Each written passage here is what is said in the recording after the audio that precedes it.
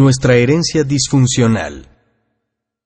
Si entendemos de manera más profunda las religiones y las tradiciones espirituales antiguas de la humanidad, encontramos que debajo de las diferencias aparentes hay dos principios fundamentales en los cuales convergen prácticamente todas. Si bien las palabras utilizadas para expresar esos principios son diferentes, todas apuntan hacia una doble verdad fundamental. La primera parte de esa verdad es el reconocimiento de que el estado mental normal de la mayoría de los seres humanos contiene un elemento fuerte de disfunción o locura. Son quizás algunas de las enseñanzas centrales del hinduismo las que más se acercan a ver esta disfunción como una forma de enfermedad mental colectiva. La denominan Maya, el velo de la ilusión. Ramana Maharshi, uno de los grandes sabios de la India, afirma claramente que la mente es Maya. El budismo utiliza términos diferentes. Para Buda, la mente humana en su estado normal genera dukkha, vocablo que puede traducirse como sufrimiento, descontento o simple desdicha. La ve como una característica de la condición humana. A donde quiera que vamos, en cualquier cosa que hacemos, dice Buda, tropezamos con dukkha, que termina manifestándose en todas las situaciones tarde o temprano. Según las enseñanzas cristianas, el estado colectivo normal de la humanidad es el del pecado original. La palabra pecado ha sido mal comprendida y mal interpretada. Traducida literalmente del griego antiguo, idioma en el cual se escribió el Nuevo Testamento, pecar significa errar el blanco, como el arquero que no clava la flecha en la diana. Por consiguiente, significa no dar en el blanco de la existencia humana. Significa vivir torpe y ciegamente, sufriendo y causando sufrimiento. Así, una vez despojado de su bagaje cultural y de las interpretaciones erróneas, el término apunta a una disfunción inherente a la condición humana. Los logros de la humanidad son impresionantes e innegables.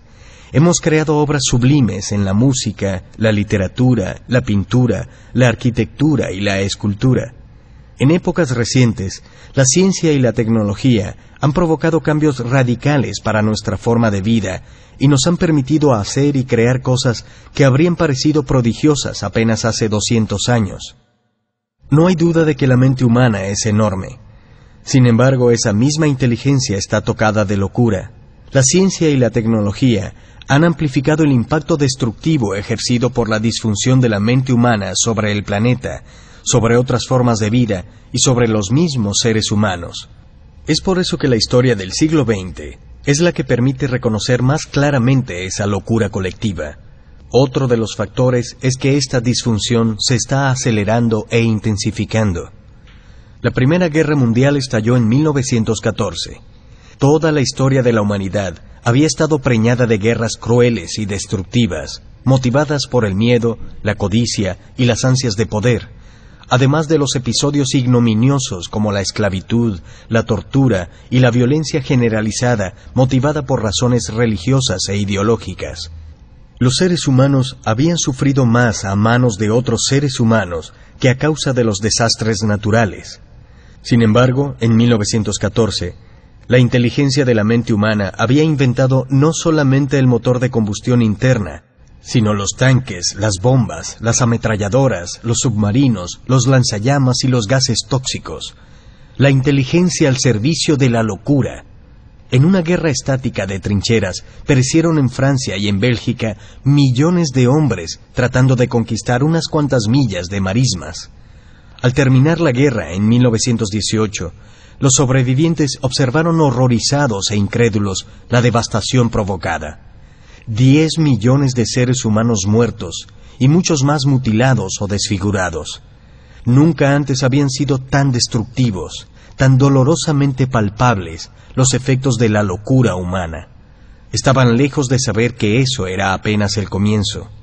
Para finales del siglo, el número de personas muertas violentamente a manos de sus congéneres aumentaría a más de 100 millones.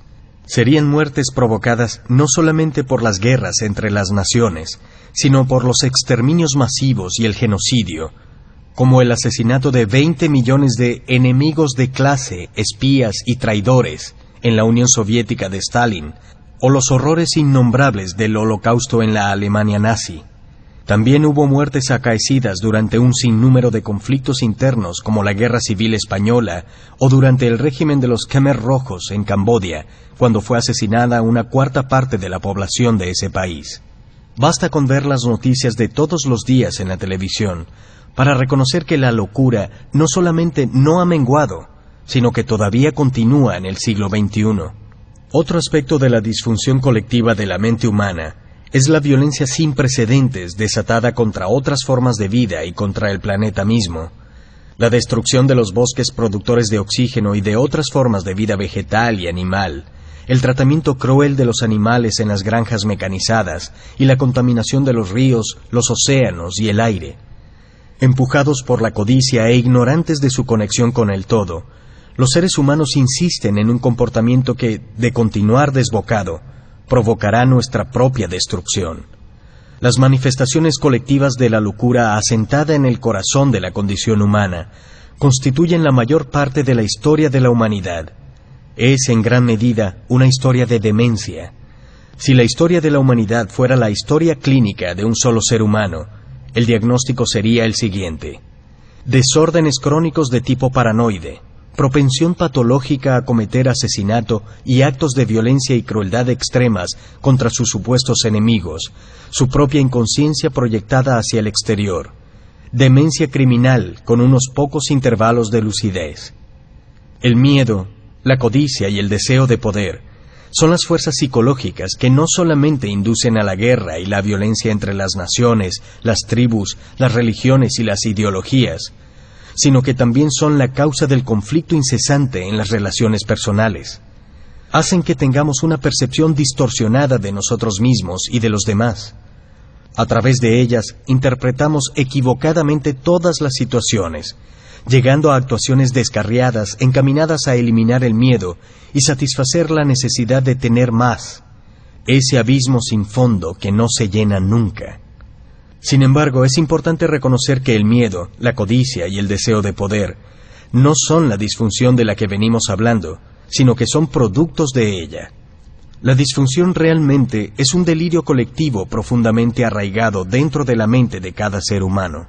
Son varias las enseñanzas espirituales que nos aconsejan deshacernos del miedo y del deseo, pero esas prácticas espirituales, por lo general, no surten efecto porque no atacan la raíz de la disfunción. El miedo, la codicia y el deseo de poder no son los factores causales últimos. Si bien el anhelo de mejorar y de ser buenos es un propósito elevado y encomiable, es un empeño condenado al fracaso, a menos que haya un cambio de conciencia.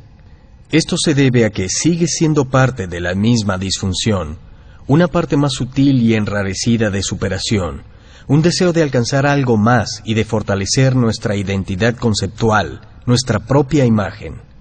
No podemos llegar a ser buenos esforzándonos por serlo, sino encontrando la bondad que mora en nosotros para dejarla salir. Pero ella podrá aflorar únicamente si se produce un cambio fundamental en el estado de conciencia.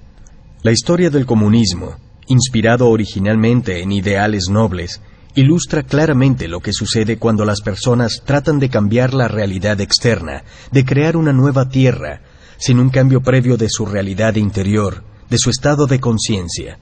Hacen planes sin tomar en cuenta la impronta de disfunción que todos los seres humanos llevamos dentro, el ego.